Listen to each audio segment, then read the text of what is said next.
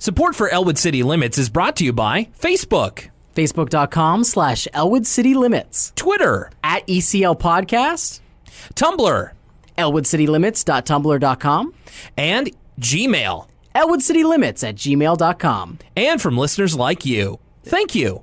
And my free time. Got to get that in there.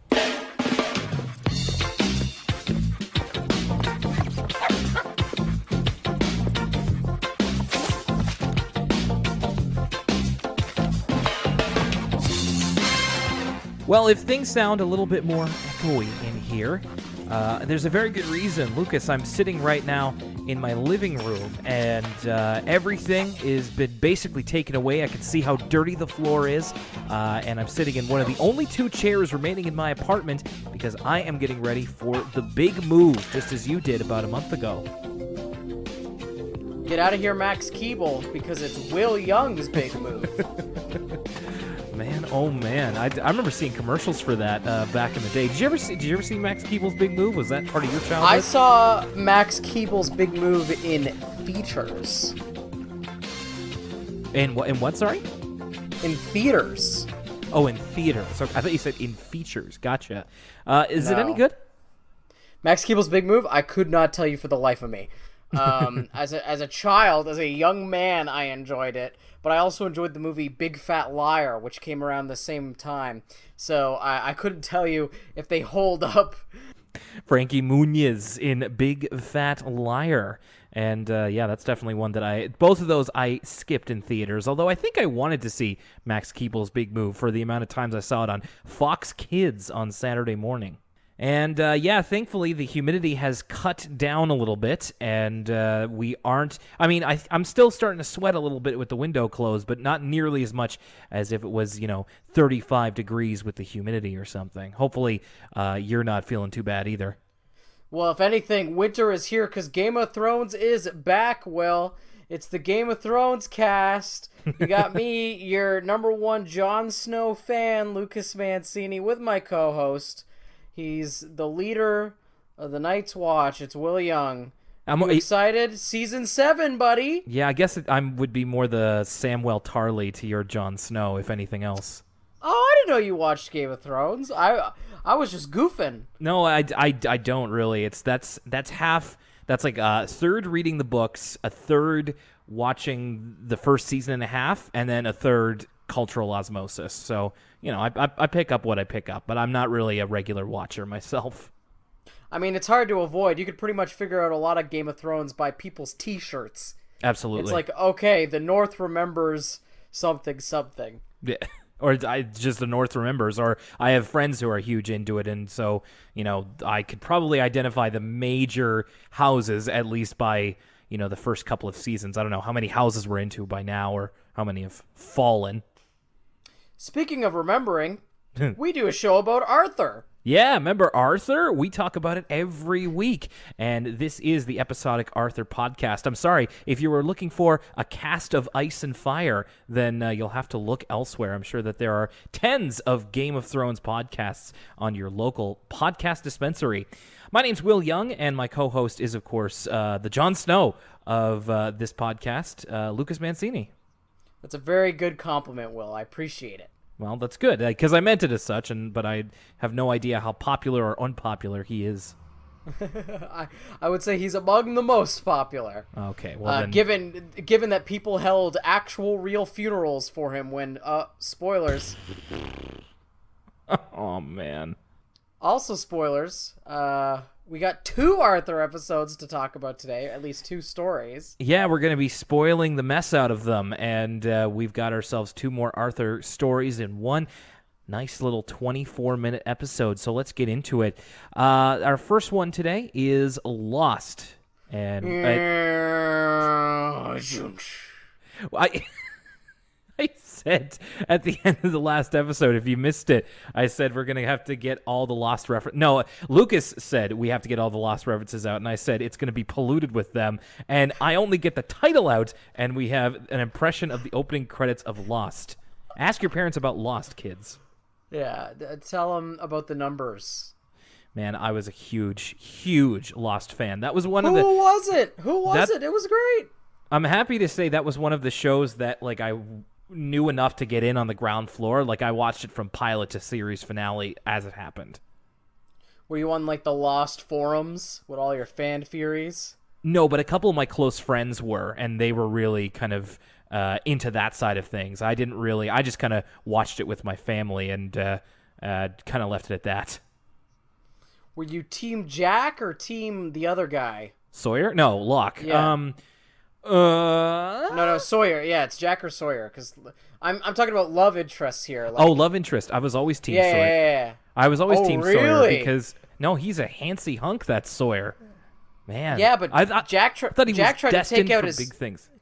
Sorry, go Jack. ahead. Jack tried to take out his own appendix. Yeah, well, I mean, that's nice and all, but I still like looking at Sawyer a lot better. I thought he was destined for big things after Lost. Like, I thought he was one of the can't-miss prospects, and then it turned out he was a missed prospect.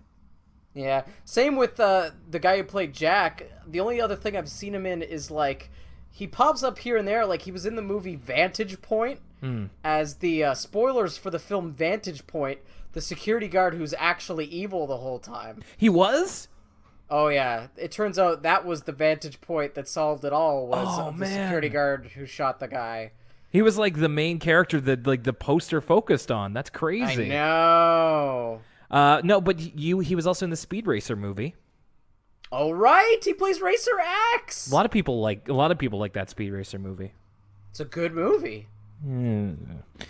Yeah, but one of the many can't miss prospects that ended up missing, and Lost didn't propel as many people into stardom as we really thought it would. But oh well, it was a pretty good show, and if you haven't seen it, kids, check it out. All right, so from Game of Thrones to Lost, all the way to Arthur, it all makes sense, and much like an episode of Lost, this episode of Arthur, Lost, starts in dramatic fashion with Mom and DW and even Pal repeating the words "lost."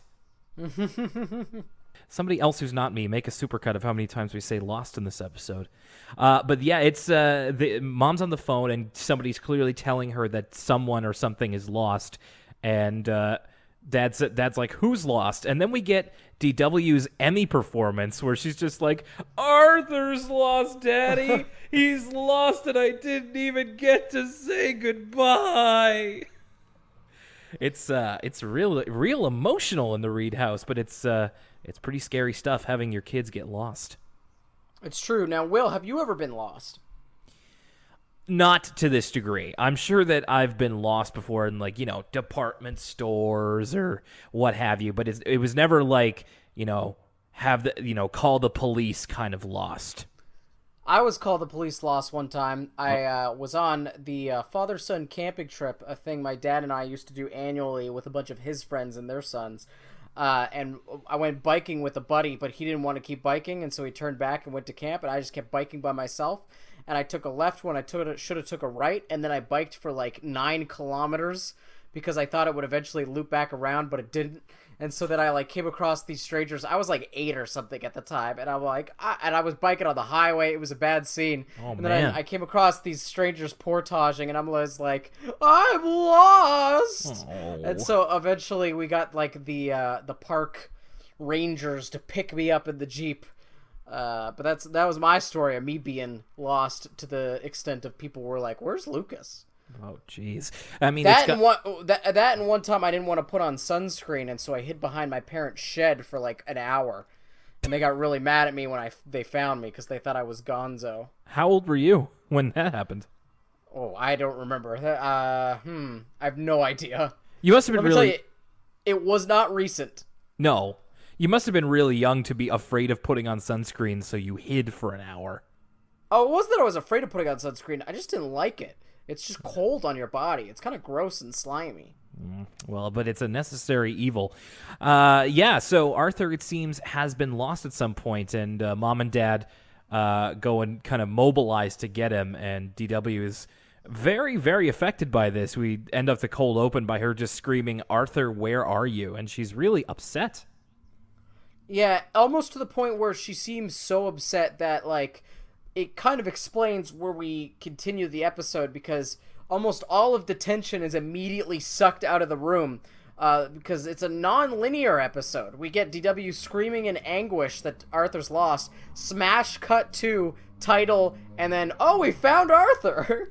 Yeah, Arthur just walks in the door, and they're just like, oh, you're home. And DW herself is even like, we worried our heads off for nothing. She's really disappointed that she didn't get to be more upset, I guess.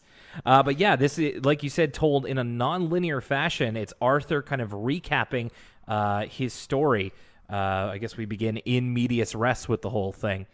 DW has a great line here before he starts the story of Arthur's is just a boring story about being lost. Mine is about being worried. Some great dramatic DW in this episode. So the story of Arthur getting lost begins after school.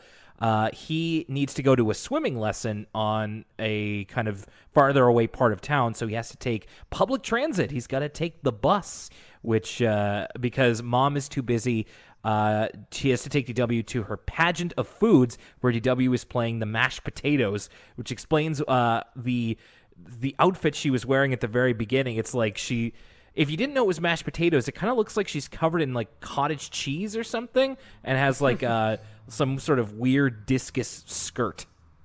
That's what I actually like about the intro of this episode, is you're immediately asking questions. The first two being, where is Arthur? And then the second being, why is DW dressed like that? It gets you. It has more questions, but unlike Lost, it has all the answers. Ooh, sick bird, take that, J.J. Abrams.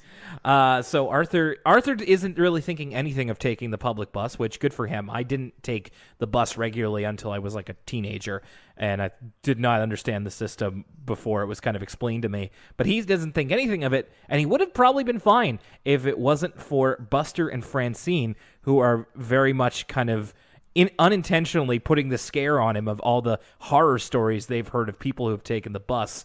And we get two of them here, and I don't want to jump the gun. Buster says, you're taking the bus? The real one?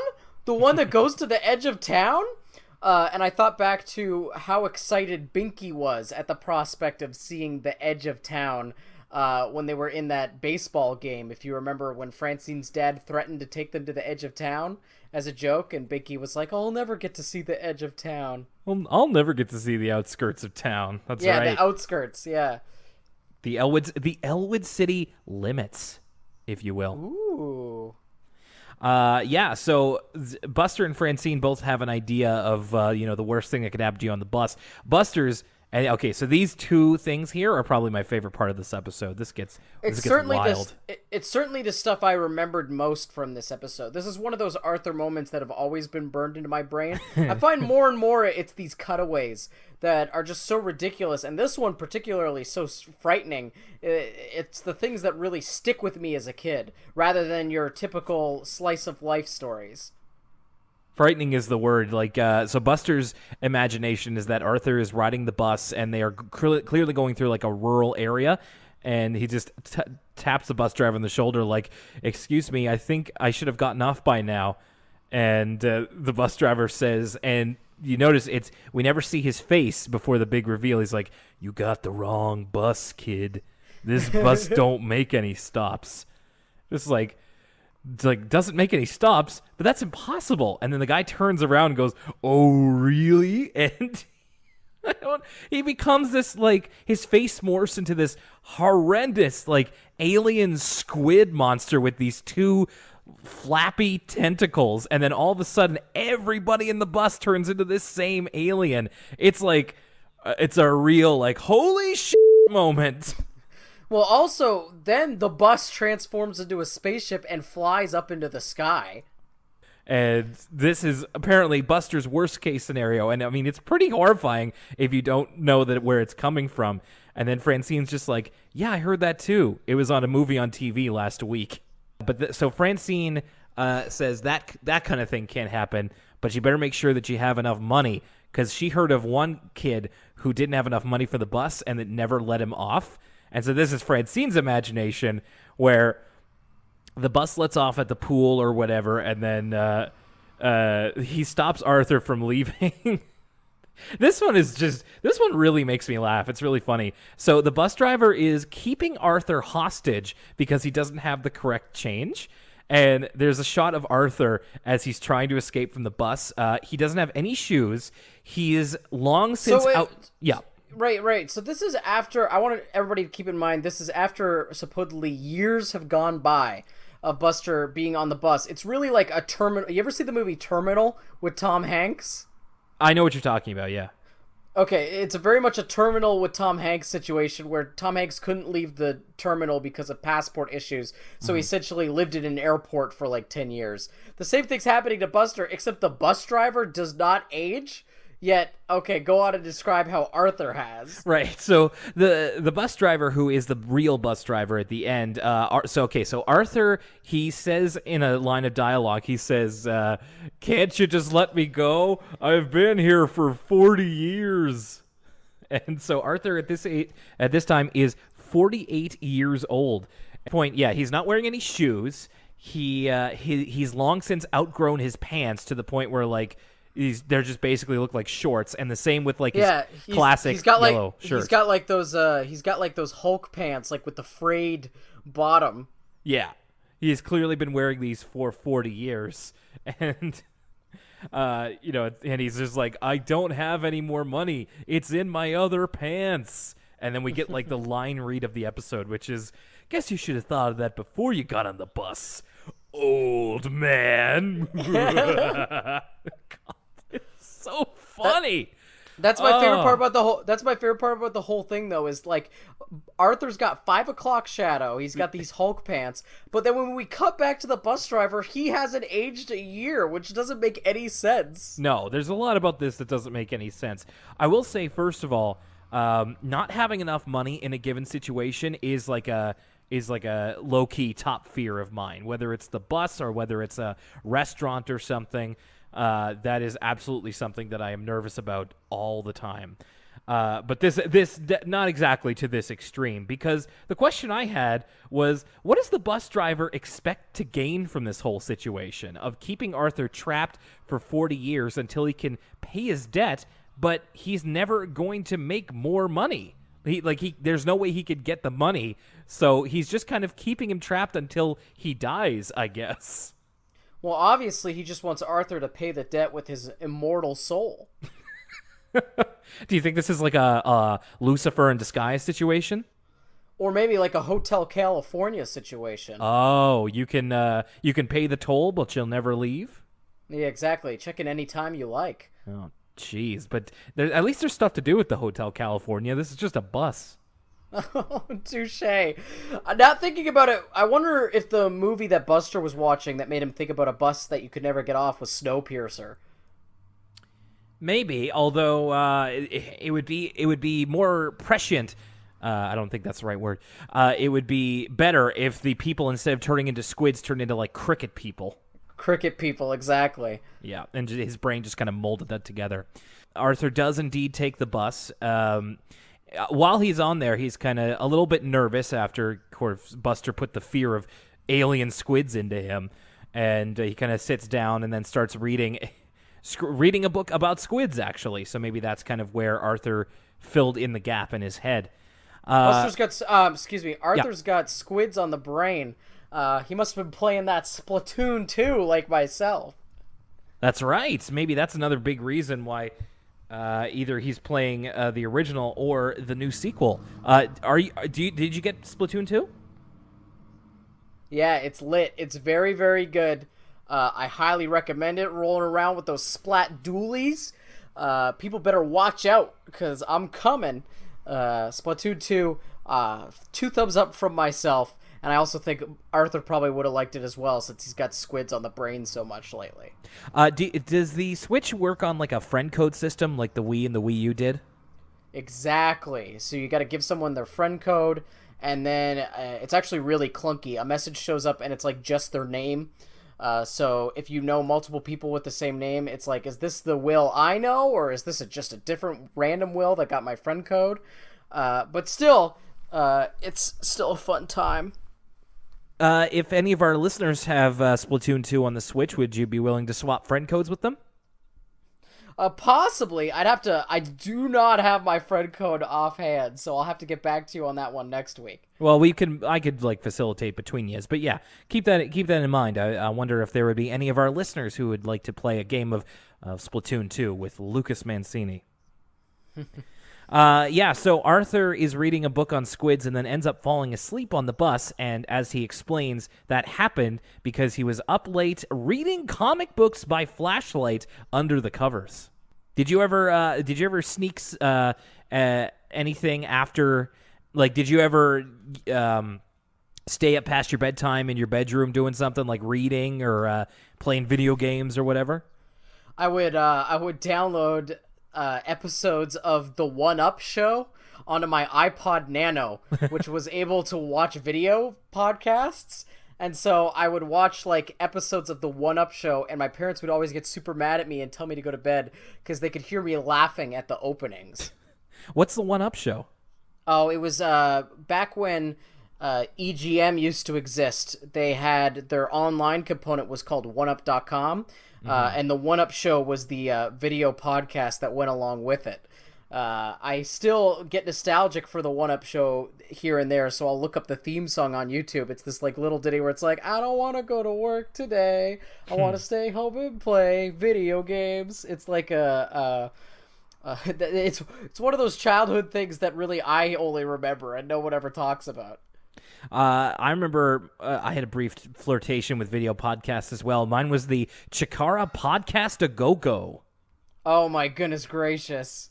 Yeah, no, I was big into independent wrestling promotion Chikara, and they had a weekly video podcast I quite enjoyed. That was when, I'm going to guess I was a bit older than you. That would have been when I was like 18, 19. Yeah, no one's telling you to go to bed when you're staying up late watching that. No way. I'm staying up like crazy late doing all kinds of other things besides watching the podcast A Go-Go. But yeah, Arthur kind of played himself here by tiring himself out, and then he falls asleep, and he wakes up in a part of town he doesn't recognize. And he asks somebody else on the bus who's dressed in like a waitress uniform where they are, and she says they're close to the edge of town. And so Arthur needs to kind of get his surroundings around him, but this is obviously the worst case scenario. A great detail here is in animating the backgrounds, they could have just made it look like deep into Elwood City, but it really looks different than any environment we've seen in Elwood City thus far. It looks a lot more industrial, a lot of brick buildings, smokestacks. Like, it doesn't seem like a residential area or an area with office buildings. It seems like a much more industrial, sort of outskirts of town kind of place, which is a fun detail and kind of difficult to get across in just drawing a different background, so I appreciated that. For sure, and I wanted to note here that Arthur's experience in, because his parents keep asking him, like, why didn't you tell the bus driver? And he said, well, I tried to, and he kind of does. He just goes like, never mind. And this whole thing of Arthur being too afraid to ask for help, like the waitress asked him if he's okay, and he's just like, oh, yeah, sure. Really, okay, so cross this off your Elwood City Limits bingo card, but this is, like, I related with this so hard because this is what anxiety is like. Arthur is too anxious to ask for help because he's kind of too afraid of being embarrassed or saying the wrong thing, even in a situation where he's, like, in this strange place, he doesn't know where he is, and he's lost. And so he gets off the bus and he realizes, like, he doesn't know where to walk to. He doesn't have enough money to take the bus, and he just really doesn't know what to do. And he finds himself in Manny's Diner, which is where the waitress works. He tries to use the phone, but it doesn't work. And she kind of helps him out a little bit by giving him some milk and a burger platter, and very nice to him.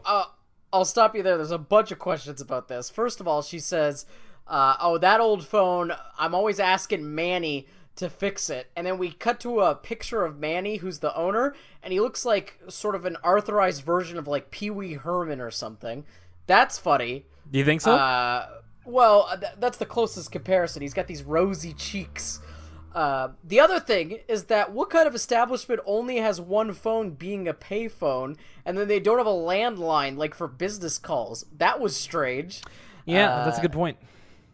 And then finally, when she offers, when she offers Arthur some milk, she says, "Hey Manny, squeeze me a cow," which I just think is kind of a gross way to describe pouring a glass of milk. That's one of those old those American dinerisms, and I kind of liked it.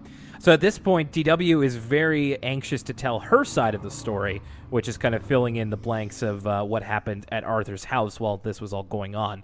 One more thing is that Arthur doesn't try to call his home because he figures that his parents won't be there. He tries to call Grandma Thora, and we get this cutaway that is clearly guest-directed by Edgar Wright because it's Grandma Thora stars in Granny Driver. Yeah, that's... I was trying to think of, like, Too Thora, Too Furious, but Granny Driver works a lot better.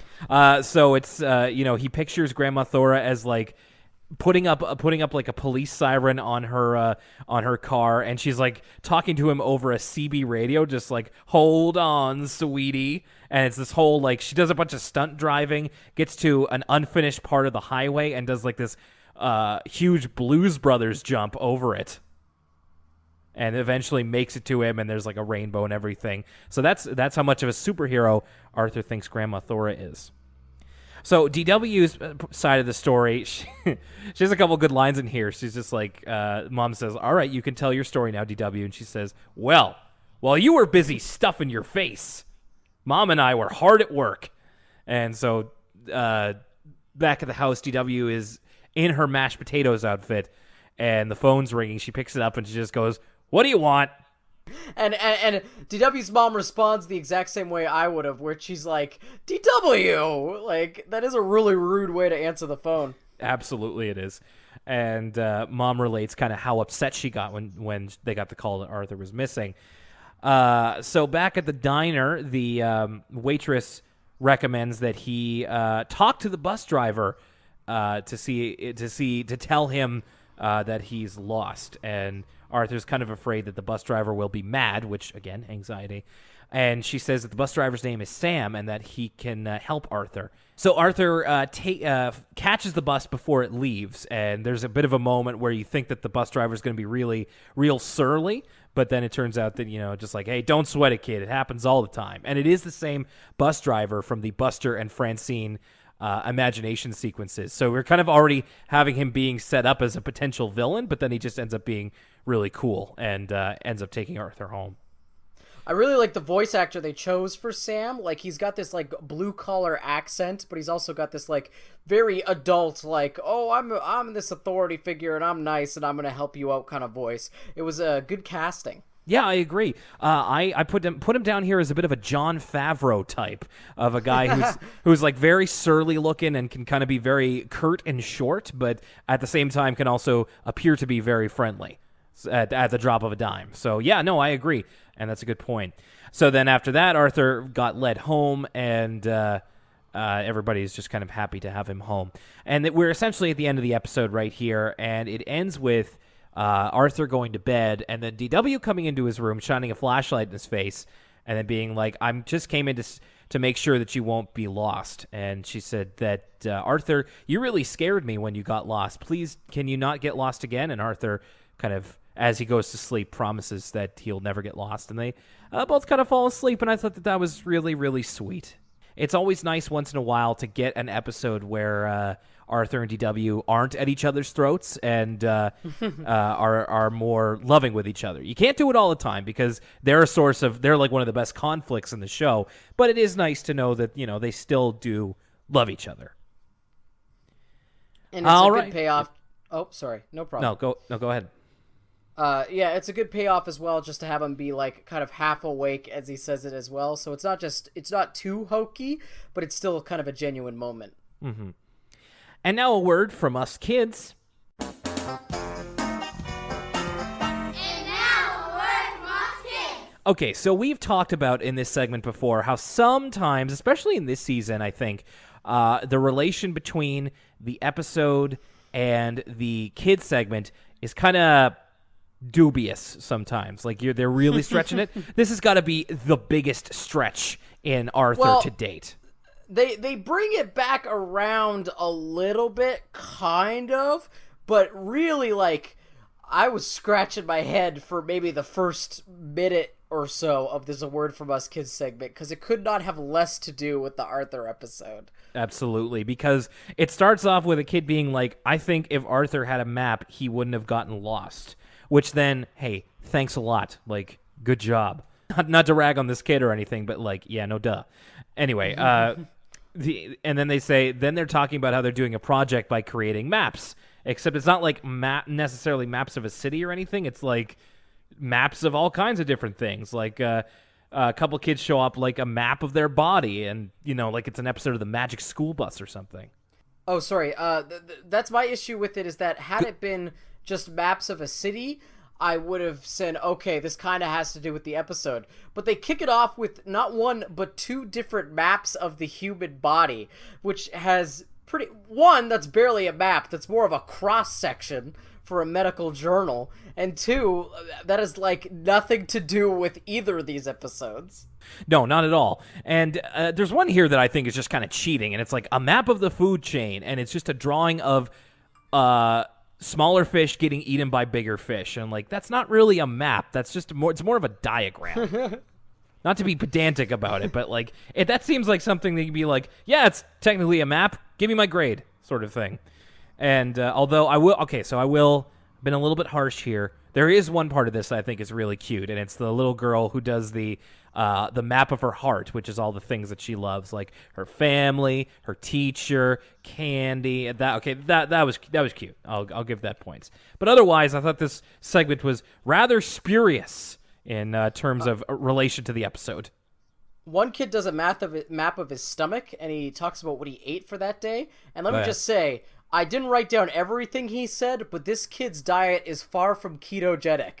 He was like, I had a chocolate bar and chocolate milk and some pineapple and also some candy.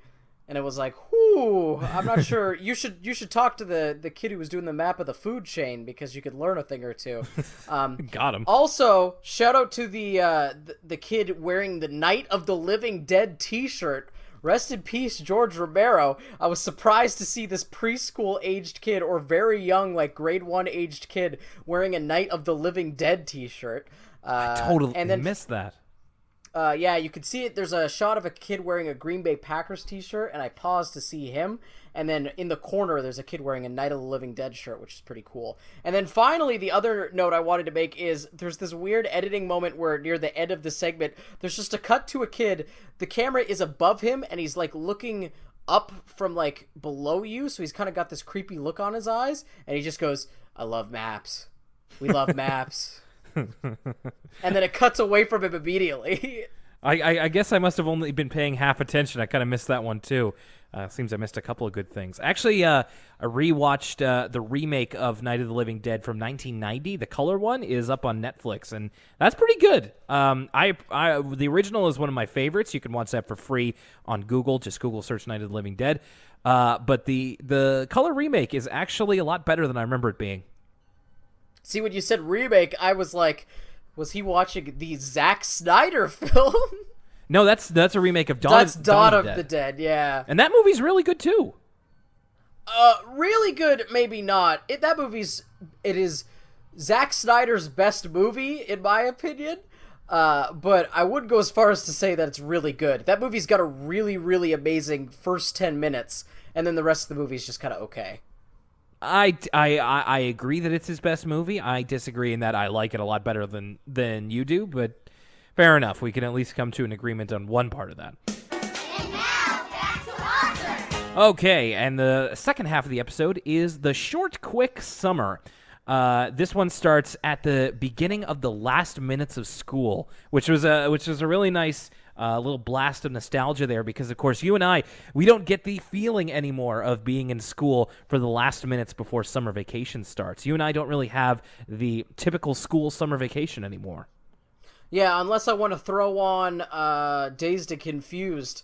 I can only look for that feeling in Arthur episodes. Yeah. Interesting here that everybody is in their, press C right to get to their summer alternate attires. They bought the summer DLC. I had a question here. Why did media, and I don't know if it's still this prevalent, but like, why does media always have the last day of school be like an actual day of school, full day? Because I don't know about you, but my last day of school was always like like an hour where you go in, like pick up your report cards and then just kind of go. I guess it wouldn't make a really good episode, and so they kind of pretend that doesn't exist, and their last day of school is like the last day of the week before school, where it's like the last real school day. You gotta have that imagery of all the kids running out at the same time and throwing the papers up in the air. I suppose that's true. And we do get that as, or excuse me, before we get that, it's Arthur kind of using a calendar to talk about all the stuff he's going to be doing this summer, or at least some of it. Like in June, he plans to play some badminton with Buster in the backyard. In July, he wants to go to the beach and play some beach volleyball again with Buster. And we get a shot of Binky, Sue Ellen, and Francine as like a 3-piece band on a beach concert stage. If I had to compare them, they kind of sound like a new wave group, like they're the B-52s or something. That might just be Binky's off-key singing, though. Yeah, they're not exactly harmonizing very well, but, you know, they're making it work. And, hey, they're 8 years old. You can only be so critical. And in August, Arthur wants to do some cloud watching with Francine and Buster, where Buster sees a train racing an octopus. And then finally, we do get it. Summer is here, and Arthur's very excited. And then we go to the episode itself, which begins with Arthur waking up and apparently having missed all of summer because he's surprised when his mom says it's time to do back-to-school shopping for new clothes. Speaking of things that you and I don't have to do anymore, back-to-school shopping. Yeah, but I still gotta get a fresh fit for fall. You know that I'm rocking brand new Timberlands once it starts to get below 15 degrees. Gotta get a fresh parka. Listen, just because I graduate doesn't mean the Steez season discontinues. Gotta get ready for all those layers. Sure, but of course, you don't have to like bring a supply list with you for like, we need to get this, this, and this. You don't have to buy any textbooks anymore. None of that stuff. True. Touche. This opening montage, it made me harken back to the New Year's Eve episode, the season 1 finale. Oh, yeah? It's got a similar, like, sentimental, almost piano tune playing over, like, oh, look back at Arthur's summer, or in this case, look ahead at Arthur's summer. Look at all these great summer memories. If you want to talk about nostalgia for times past, it definitely evokes those feelings. I'm glad you brought that up. It was a really nice track that they had here, and it was piano with a bit of saxophone. And it was very pleasant and evoked the mood of summer very well. So Arthur realizes that summer's almost over. In fact, it'll be over in about a week's time or so. And he realizes he didn't get to do anything on the list that he made for himself. In fact, the list that he made for his summer is missing, and that's kind of the through line of the whole episode. Good point by bringing up Arthur's New Year's Eve, because it is kind of the same thing of like, in that one, Arthur wanted to find out what happened on New Year's. This year, he's going around to all his friends to find out where his list could be and kind of what he did all summer anyway, because he seems to have completely forgotten. DW asked him, was losing the list on the list? Because you sure did that. They need Chris Jericho. Where's Chris Jericho when you need him? He's always aware of where the list is. I was trying to figure out where that might work itself into it, but I was kind of waiting for the opening. I guess that was it, and I missed it. You know what happened? You know what happens when I miss the opportunity for a good joke? Huh, Lucas? You know what happens? You know what happens? What happens? Why don't you tell me? I don't have a pen to click, but I just made the list. Anyway, we get this scene where kind of different short clips of Arthur kind of looking for the list in various places, and DW is outside playing with like an elephant sprinkler. Like they put like this kind of elephant head on a normal sprinkler. Do you remember playing in the sprinkler? Did you ever do that very much? Yeah, but we just used a normal sprinkler, like just not one for playing purposes, but one to water your lawn purposes, and we would just jump through that over and over again.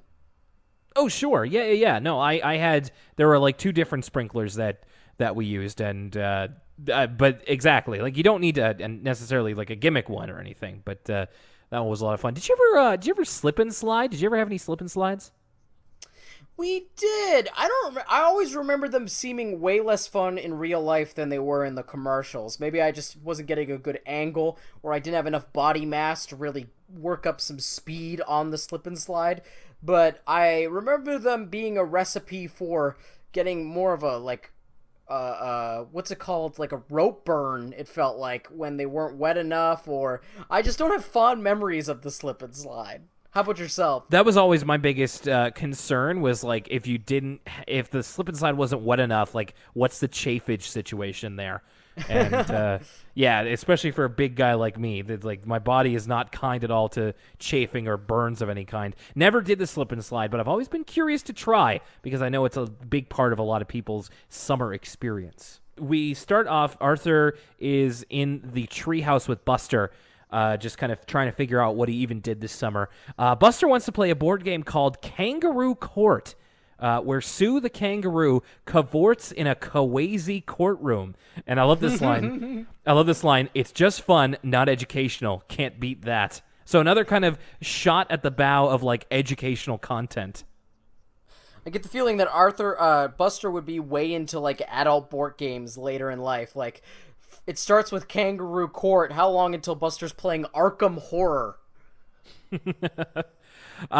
Yeah, Kangaroo Court seems like one of those gimmick board games, like Fraidy Cats or Grape Escape, or one of those ones that like requires, for you to put batteries into one of the pieces and stuff like that. Don't Wake Daddy. Yes, Don't Wake Daddy. So Buster is talking about how one of the big things they did that summer was Save the Carousel, which is apparently there's a carousel somewhere in downtown Elwood City, and Arthur and Buster find out that it's going to be closed down because Mr. Crosswire has bought the land and he'll be ripping it down. Buster talking to a guy who's kind of my new favorite character. And not since Arthur's uncle have I been this excited about like just a throwaway character showing up. His name is, I think, Gunky? Gunky, yeah. Gunky, my new favorite character. He goes, boy.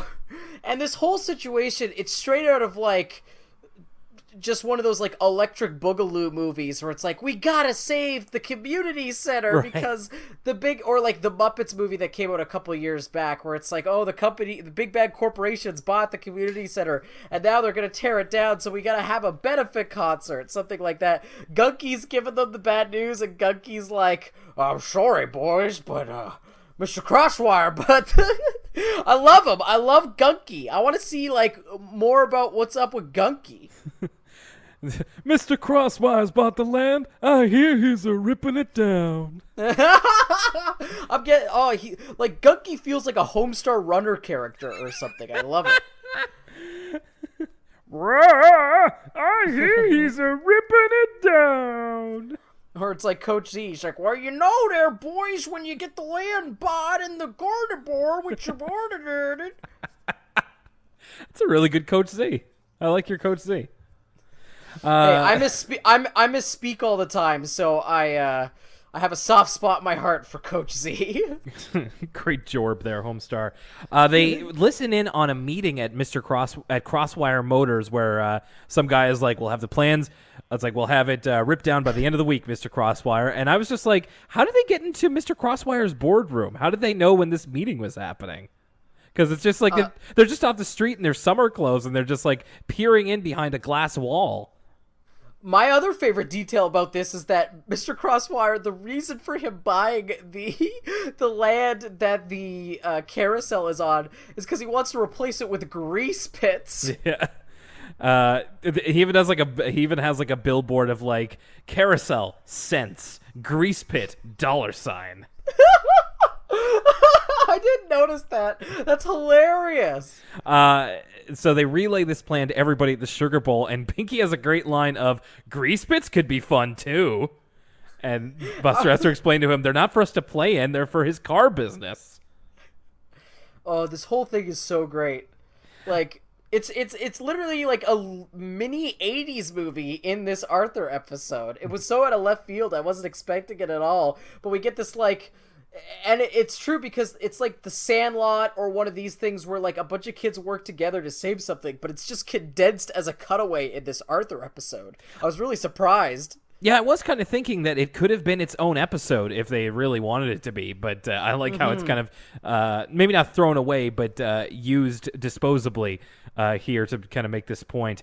And so finally, everybody is there for like a protest when the Crosswire Motors bulldozer is there, driven by Mr. Crosswire himself, and everybody just like they don't want the carousel to be torn down. And Grandma Thora has a picture of Mr. Crosswire as a little boy in like a sailor suit in like an old vintage photo riding the carousel with his father. And Mr. Crosswire is moved to tears and decides not to take it down. And as Gunky himself says, "You did it, Buster! You saved the carousel!" Oh, I love Gunky. Did you notice that this episode has the exact same ending as the Scare Your Pants Off books episode? Mr. Crosswire being appealed to by his emotions. Well, Mr. Crosswire's like holding a press conference, and then someone approaches him with evidence that he liked the thing way back in the day, and so then he has a change of heart. It's like the exact same ending. It was a simpler time, Lucas, when we thought that if we showed villains sense and logic, then they would be compelled to stop. Yeah, these days, if you showed Mr. Crosswire that picture, he'd be like, "That's fake news." Yeah, but that turns out the whole point of this is that it was Buster's story, not Arthur's. Arthur was just kind of a part of it, and then Buster's just like, "Boy, I had a great summer." And that's kind of the theme of a lot of these is that Arthur is involved in them, but it's more about everybody sharing their experience of what happened to them in the summer. Arthur goes to see Binky, and Binky starts off with, "What kind of a geek wastes his entire summer?" I mean, he's not wrong. No, he's not. So what Binky did this summer is that he disassembled his whole bike on the first day of summer and cleaned all the parts. And he tried every day to put it back, but he wasn't successful. But he still, tried his best and had fun with it. And he invented the mud sled, which really it just ends up being it's just kind of a toboggan that he repurposed to try and sled through mud in a cutaway, which really just ends with him dive bombing into a huge mud pit. You want to talk about chafing and injuring yourself on a slip and slide? Try trying to sled down dry mud or like not that much mud. You could really, if there's any rocks in there, it could be a bad scene. It was at least on a rainy day, so the mud was pretty slick. And I mean, it would have to be. But the other kids did not seem too enthusiastic about Binky's invention. Like they weren't going to line up. If Binky presented the mudsled to the Dragon's Den or to the Shark Tank for you American listeners, I can't see them investing a lot of money for 10% of Binky's company. No way. Binky says it was the best summer ever. So he's pretty happy with what he did, but Arthur's still upset that he can't really figure out what he did this summer. He's kind of going over it in his room while DW is there and kind of pacing around.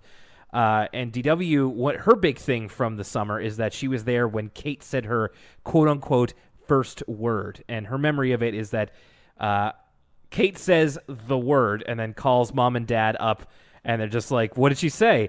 And DW's like, "She said Bloojagwa." We get to hear Kate say it too. She's like, Bloojagwa. Yeah. And then DW is like, it's her first word. My favorite part about this is like, Arthur's dad is so excited. Like, he's downright giddy. He's like, I bet it was Daddy. It was Daddy, isn't it? Yeah, exactly. And then they're just so deflated when they find out it was just a nonsense word. And they don't even say anything to her. They just turn around and walk away. They just walk away. And the other thing I liked was DW when she's just like explaining it once again. She said it clear as a bell. Bloojagwa. Putting a little spin on it. So that's Kate's second quote unquote word right next to Gluba from Arthur's Spelling Trouble. I looked up Bloojagwa on Google, and there was no Urban Dictionary for that. We have a couple of more brief interludes of people, what they did over the summer break. Fern became poetry champ and kind of is having a hard time stopping rhyming. And then we get a boo! I say boo to Fern's weak bars. If this happened, if someone I knew did this in real life, it's like when someone goes away for a summer and then they come back and they're like, oh, I have a French accent because I went to Paris. Like, oh, I went to poetry championships and now I can't stop rhyming. I don't have the timing. Boo! Weak bars. Maybe if her flow had been a little better, you may have been a bit kinder to it.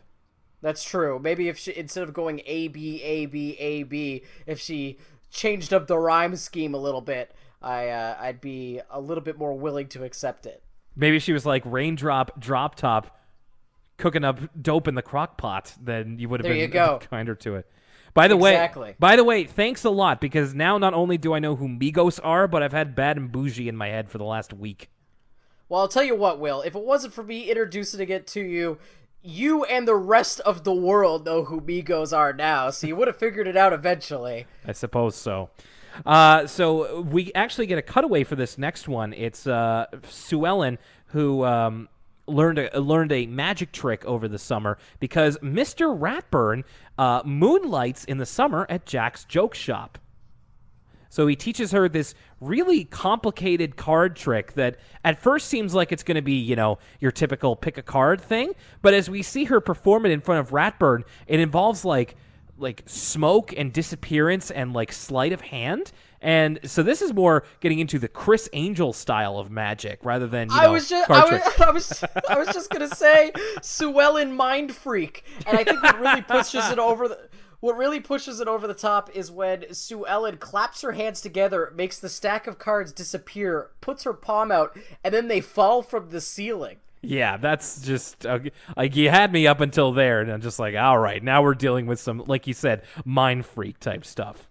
To quote Griffin McElroy, she freaked my mind. Oh, my bean. Oh, my bean. My bean. They're coming down from the ceiling. Oh. Yeah, so that's what Sue Ellen, she spent the whole summer figuring that out and then finally managed to impress Ratburn. I thought that was kind of a cool thing that's not really explored too much. In fact, I don't know if it's even brought up in other episodes, but just to have Mr. Ratburn in the off-season, kind of humanizing him a little bit more. He's clearly interested in, like, magic and stuff since he's also into puppetry and ventriloquism.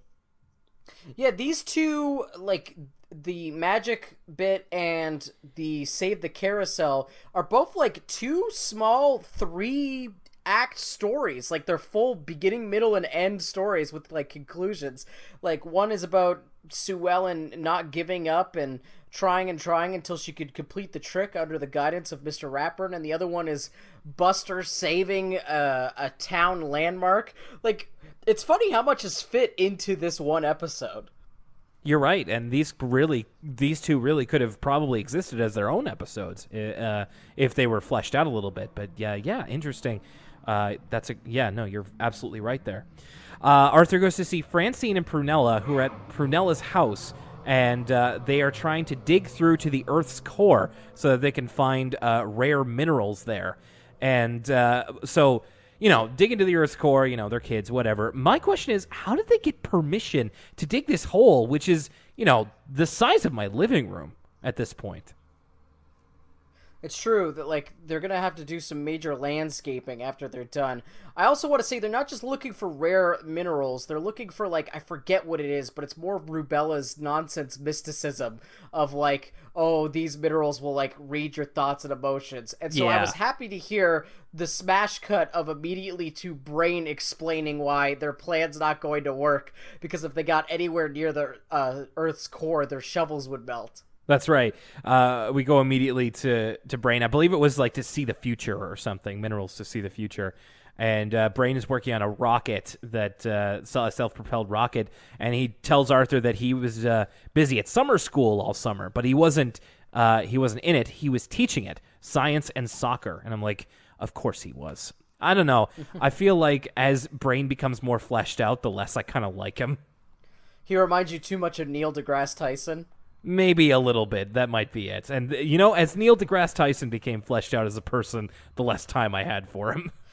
Brains tweeting about how, like, that's not how ships would land in real life in that Star Wars movie. Totally ridiculous and scientifically inaccurate.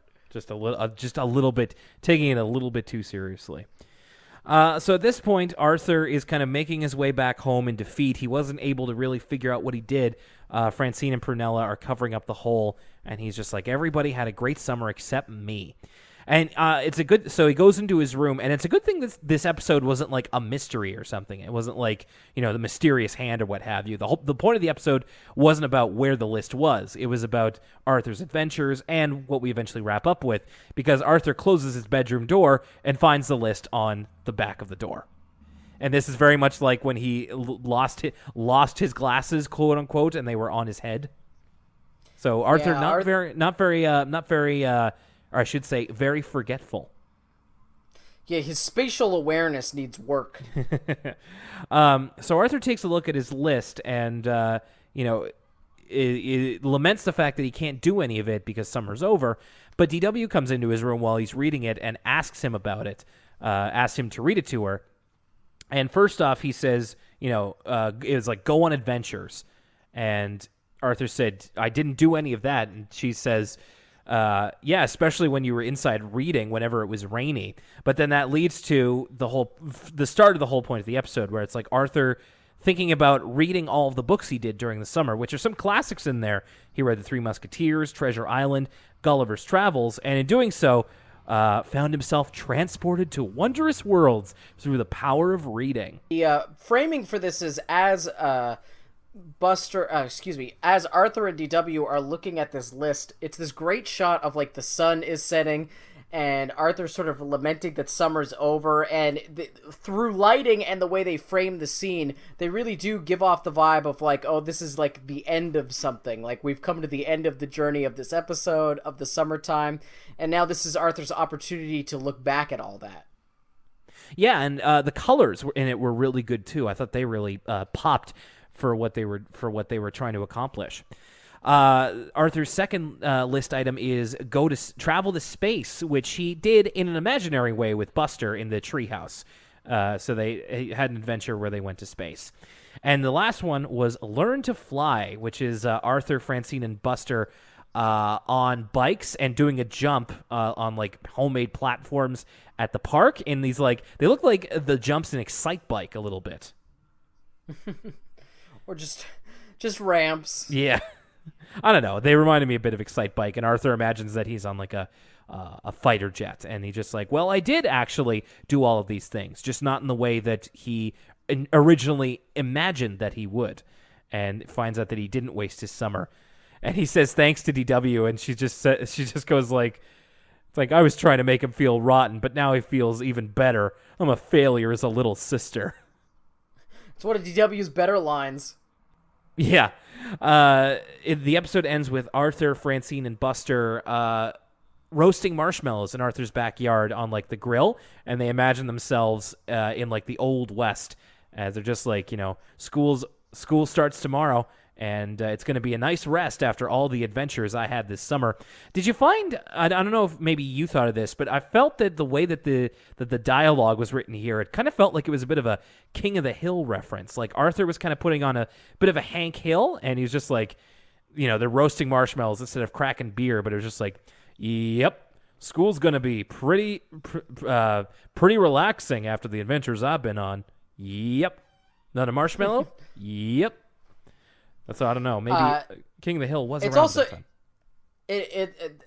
that's a good poll, because I didn't think of that, but it is very similar. But it's also like almost like a John Wayne joke, like, oh, where you going, Pilgrim?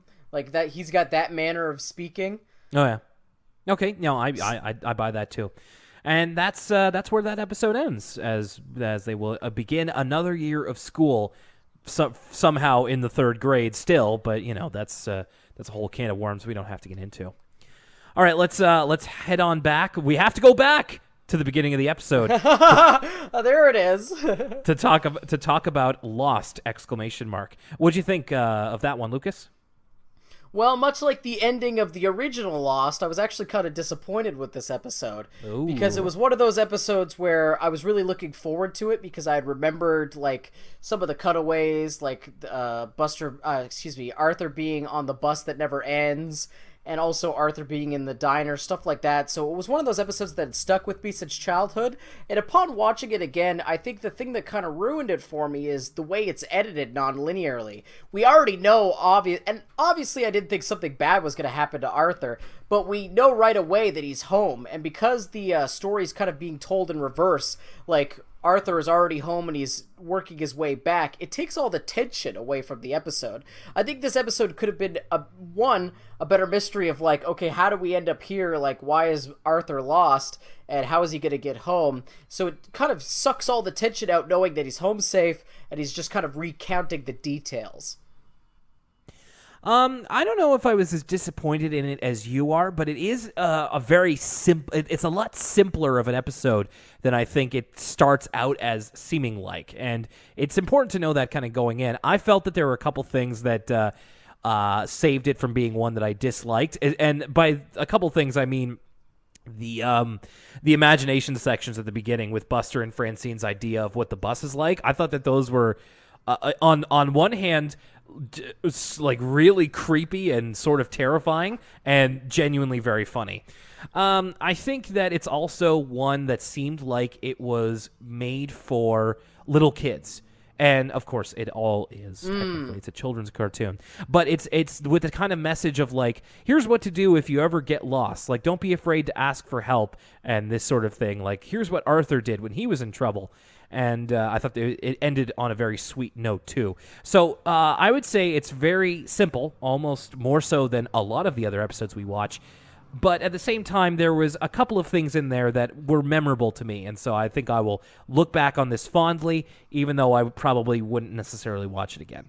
And the short, quick summer, I'm not sure how I feel about this. I may have to kind of talk it out a little bit, just because I do like the format of this episode, just like I liked Arthur's New Year's Eve, because it's an ensemble episode, but unlike other ones where we kind of find that they fall flat, I liked how this one gave everybody a little bit of time to have their own stories, and surprisingly well-developed ones in the cases of Buster and Sue Ellen.